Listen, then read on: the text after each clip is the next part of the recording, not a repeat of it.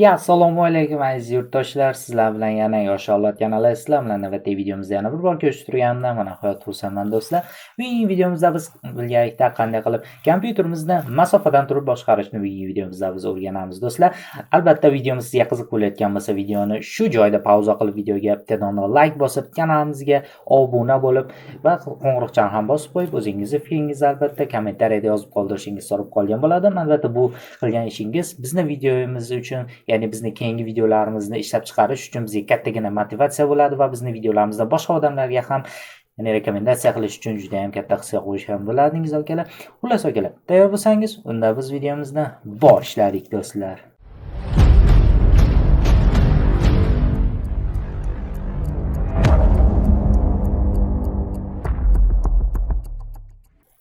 Xo'sh akalar, biz qanday qilib o'zimizni kompyuterimizni masofadan turib boshqarishimiz mumkin bo'ladi. Buning uchun bizga bitta dastur yordam beradi. Bu dasturning nomi AnyDesk akalar. Bu dastur orqali biz masofadan turib kompyuterimizni internet orqali, albatta kompyuteringiz ham internetga ulangan bo'lishi kerak.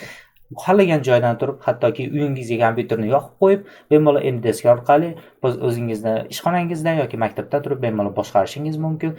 Internetingiz agarda juda ham kuchli bo'ladigan bo'lsa, umuman hech qanday zardishkalar bo'lmaydi, bemalol masofadan turib boshqarishingiz mumkin. Biz qanday qilib amalga oshiramiz? Buning uchun albatta biz birinchi navbatda brauzerga kirishimiz kerak bo'ladi va kirganimizdan so'ng bu yerda qidiruv oynasiga biz AnyDesk deb yozishimiz kerak bo'ladi. AnyDesk va qidiradigan bo'lsak, hozirda meni standart saytiga kirib ketdi.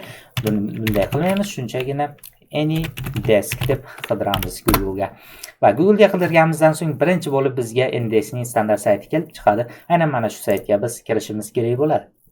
Kirganimizdan so'ng ko'rib turganingizdek bizda saytimiz paydo bo'ldi va bu yerdan kattagina bu yerga yozib qo'ygan download tugmachasi. Aynan mana shu tugmachani bosamiz va bizga dastur avtomatik tarzda yuklana boshlaydi.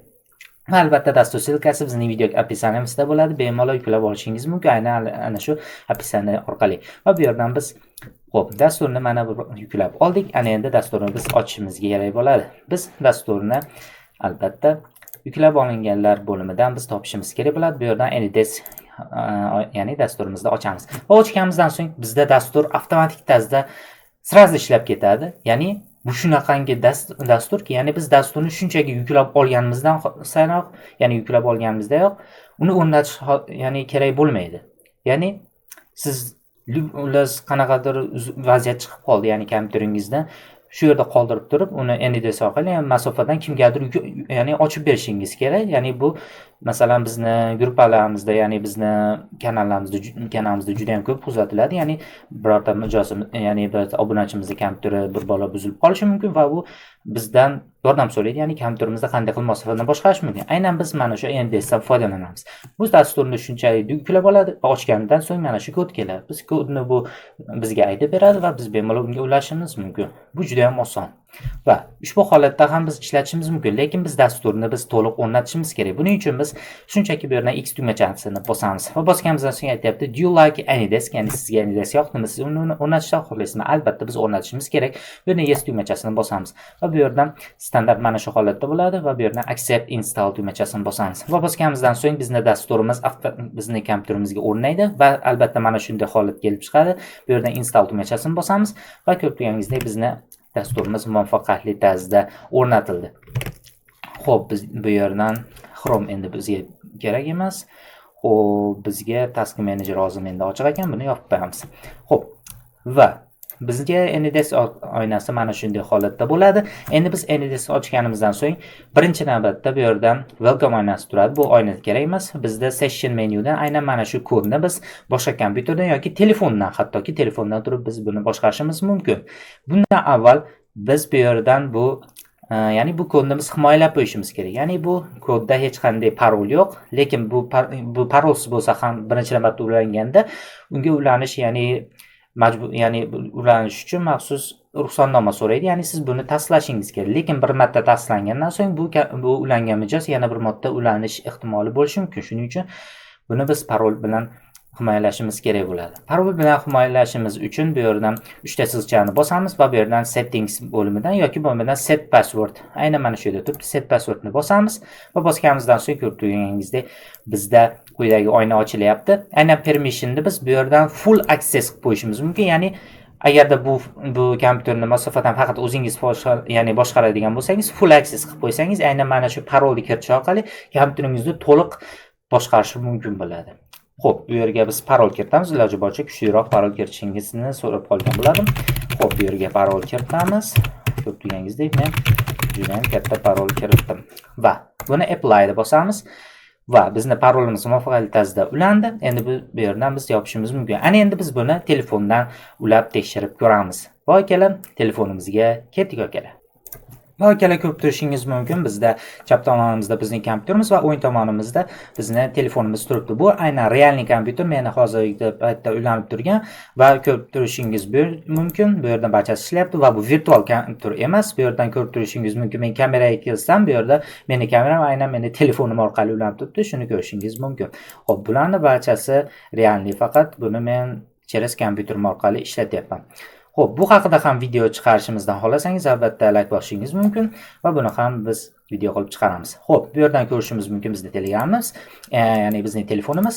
Va biz buni qanday ulashimiz kerak bo'ladi? Buning uchun biz telefonimizga maxsus AnyDesk dasturini yuklab olishimiz kerak bo'ladi. Agarda kompyuter bo'ladigan bo'lsa, shunchaki bu yerga remote mana bu yerdagi adresga, aynan mana shu adresni biz copyright qilib olib turib, bu yerga shunchaki bosishimiz kerak bo'ladi va shunda bizning kompyuterimizga muvaffaqiyatli ulanadi. Biz bu yerdan o'zimizning kompyuterimizga o'zimiz ham ulanishimiz mumkin. Bu juda ham ruxsat beradi. Ya'ni bu yerda ko'p deganingizda biz ulanishga kirganimizdan so'ng bu yerda hali avtorizatsiyani kiritmasimizdanoq bu yerga access berishimizni so'raydi. Biz shunchaki mana shu accept bosishimiz mumkin yoki bu yerdan biz parolni kiritishimiz ham mumkin bo'ladi.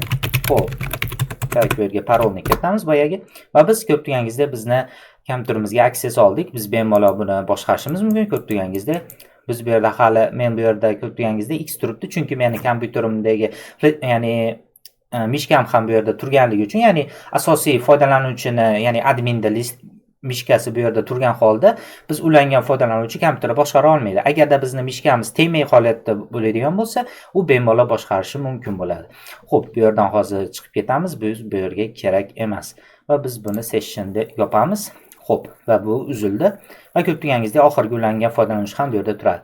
Va bu yerdan biz telefonda ulab ko'ramiz. Buning uchun biz Play Marketga kirishimiz kerak bo'ladi va bu yerdan AnyDesk deb qidiramiz. Va biz AnyDesk dasturini qidirganimizdan so'ng birinchi bo'lib bu yerda chiqadi. Bu yerda men allaqachon oldin o'rnatgandim. Просто так buni hozir обновление kelibdi.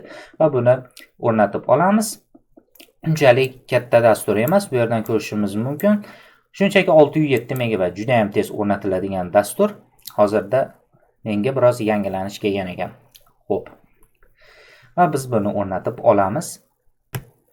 Vakila muvaffaqiyatli tarzda o'rnatib oldik. Endi biz buni open qilishimiz kerak bo'ladi va bizni dasturimiz ichiga olib kirib ketadi. Va kirganimizdan so'ng, xo'p, bu yerga ko'rib turganingizdek setup incompatible deyapti. Bunga e'tibor bermaymiz. Просто так OK ni bosamiz. Xo'p.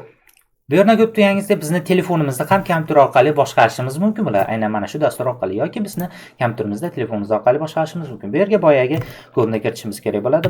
1-920-468-809 va bundan ulanish tugmachasini bosamiz va connecting va bunda bu yerdan ko'p turganingizda bizda uje yana so'radi va bu yerga просто так biz parolimizni kiritamiz.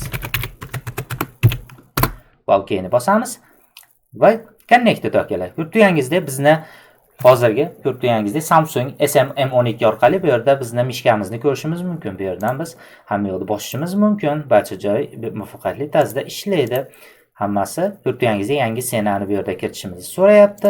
Chunki men buni cheres telefonim orqali bu yerda ishlatdim. Bemalol ko'rib turganingizdek bu yerdan ekranda umumiy ekranga qo'yishimiz mumkin yoki bu yerdan klaviaturani men ochib turib, bu yerga klaviaturadan komandalarni berishim mumkin va bu yerda boshqa bu yerdan turib hattoki mesej yozishim mumkin. Ya'ni salom, nima qilyapsan, uydamisan, ya'ni bu kompyuteringizda uydan ko'rishayotgan bo'lsa, bemalol bu yerga yozishingiz mumkin. Ya'ni bu yerdan men bu kompyuterni muvaffaqiyatli, ya'ni masofadan turib ishlatyapman yoki birorta odamga yordam berayotgan bo'lsangiz, shu yerdan turib chatlashingiz ham mumkin. Bu juda ham oson akalar.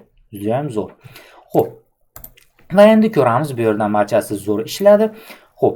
Endigi navbat kelinglar bu telefondan, ya'ni kompyuterdan turib biz telefonimizni ham boshqarib ko'ramiz. Kelinglar bu ishlarmikin. Bu albatta ishlaydi. Shunchaki biz kompyuterimizdagi AnyDesk dasturiga o'tishimiz kerak bo'ladi va bu yerga enter remote adresga bizning telefonimizdagi remote adresni kiritamiz. 6961881 va enterni bosamiz. Va bosganimizdan so'ng xo'p, bu yerdan bizni ko'rib turganingizdek Secured Alert, chunki men hali ya'ni telefonimga hali parol qo'yganim yo'q edi, shuning uchun bu yerdan barcha ikkala bo'limda accept bosamiz, ya'ni bizni barcha telefonimizdagi barcha ma'lumotlarni o'zgartirish uchun ruxsat beryapti, shuning uchun ehtiyot bo'ling deyapti security warning va bu yerdan acceptni bosamiz. Va bosganimizdan so'ng yana bir marta acceptni bosamiz va bu yerdan start now va ko'rib turganingizdek bizni hali men boshqarish uchun bu yerga ya'ni dostуп bermagandim. Ko'rib turganingizdek bu hali boshqarib bo'lmaydi. Telefon uchun bu juda ham katta ya'ni risk bo'lganligi uchun telefonda kompyuterga qaraganda biroz xavfsizlik darajasi yuqori. Va ko'rib turganingizdek bizni telefonimizda nima ish qilinayotgan bo'lsa bu yerda ham ko'rinib turadi. Barchasi bizning internetimizni tezligiga bog'liq va bu yerdan bemalol uzib qo'yishimiz mumkin bo'ladi. Va akalar, mana shu joyda ya'ni biz boyagi AnyDeskni o'rnatganimizdan so'ng, ya'ni biz bu AnyDeskda hozir agarda foydalangan bo'lsangiz, ichida ko'rishingiz mumkin. Ya'ni biz AnyDeskda foydalanganimizda faqatgina 5 daqiqa davomida ishlatishimiz mumkin. Bu yerdan biz buni bepulga yoqishimiz mumkin. Buning uchun biz bu yerdan Professional Trial bo'limini bosamiz va bu yerga olib kelib ketadi. Bu yerga bosmaymiz. Standart AnyDeskda standart bo'sh joyga, ya'ni standart joyiga kiramizda va bu yerdan Start ya'ni business trialda bosamiz va bu yerga anketani to'ldiramiz. Bu hech qanday pul talab qilmaydi. Bu yerga first name, boshqa narsalar, bu yerga email adres va bu yerga ism, familiya va bu yerga yana bir marta email adresni qaytarib ketdi. Bu yerga telefon nomer va bu yerga job role prostatag direktor yozasiz. Bu yerga o'zingizning kompaniyangiz nomi, agarda bo'lmasa ham bemalol yozishingiz mumkin. Ya'ni любой nom va bu yerga support customers remotely va bu yerga ikkita agree'ni bosamiz va bu yerdan ya'ni sizni odam ekaningizda bu yerga kapchani terasiz, bu yerdan different, ya'ni bu yerdan plus bu yerga yozilgandagi o'tasiz, ya'ni bir-biridan farq qiluvchi obyektlarni bosing deyapti. Bu yerdan bir-biridan farq qiluvchi obyektlarni tanlaymiz va tanlab turib bosganimizdan so'ng bizni shaxsimiz aniq bo'ladi va bu yerdan request trialni bosamiz va bosganimizdan so'ng biz bu yerga kiritgan email adresiga ссылка keladi, ya'ni bizni parolimizni qayta kiritishimiz uchun. Bu yerdan biz emailga kiritsak, mana menga уже avtomatik keldi. Hello, thank you for choosing AnyDesk. You now access to be to all the features advanced listeners. Ya'ni bu 24 soat ichida yo'q bo'lib ketadi va sizga 2 haftaga bemalol to'liq ishlatish huquqini beradi va buni bosganingizdan so'ng bu yerda sizni passwordingizni qayta o'rnatishingizni talab qiladi va biz bemalol bu yerga passwordimizni qayta kiritamiz. Xo'p, bu yerga ikkinchi marta passwordimizni yana qayta kiritamiz. Xo'p, kelinglar bu yerga kattaroq password kiritamiz.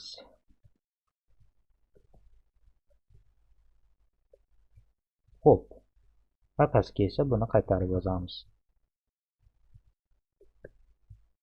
Va bu yerga submitni bosamiz. Bu bosganimizdan so'ng xo'p, va bizni account has been updated va bizning akkauntimiz muvaffaqiyatli ya'ni sajdat qilindi va bizni back to accountga o'tadigan bo'lsak, bizni AnyDesk 2 saytiga kirish uchun so'raydi va biz bu yerga boyaga ro'yxatdan o'tgan Gmailni kiritishimiz kerak bo'ladi va bu yerda sign inni bosamiz. Bu bosganimizdan so'ng buni save qilib qo'yamiz va ko'rib turganingizdek bizni akkauntimiz уже tayyor holda kelib turibdi. Endi biz yerda finalization appni bosishimiz kerak bo'ladi va bu yerda team name bizni ya'ni jamoamiz nomi, descriptionga bu yerda yozib qo'yishimiz mumkin xohlagan narsa.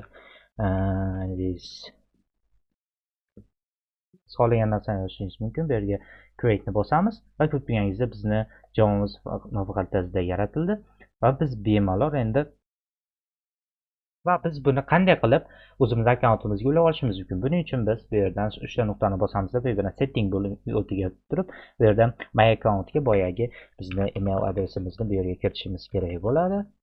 Ya'ni bizning akkauntimizni ulab olishimiz uchun va boyagi yozgan parolimizni bu yerga kiritamiz.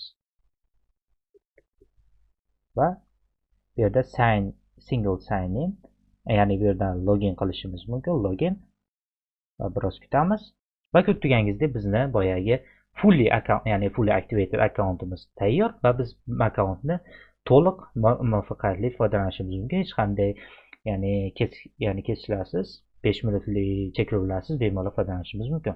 Va videom sizlarga yoqqan bo'lsa, albatta like bosishni unutmang akalar.